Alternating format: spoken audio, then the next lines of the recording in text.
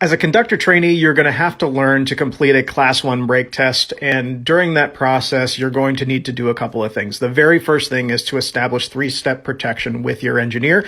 You'll do that through radio transmission, and they will let you know when you have clearance to work in between the cars.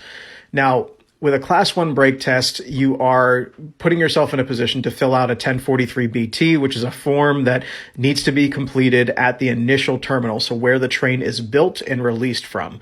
The biggest differences between a Class 1 or a Class 3 brake test is simply that Class 3 brake tests simply check for continuity. They're looking for the fact, is there pressure from the locomotive all the way to the last car without a leakage exceeding 5%?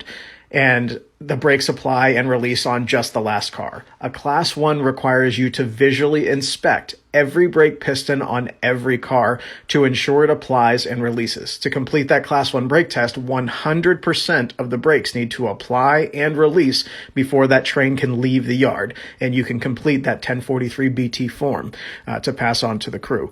Now, that form also is going to be passed from one crew to another. So if I have a train that originates in New Jersey, it goes through Harrisburg, it ends up at a terminal in Conway, and we pick it up there.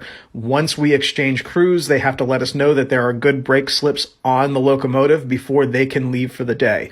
We go up, we check it, and then we can take off and move on. This entire video shows you the process of taking care of the Class 1 brake test. You'll go through the process of getting your three-step. You'll go ahead and apply and essentially follow all of these rules that are in this video.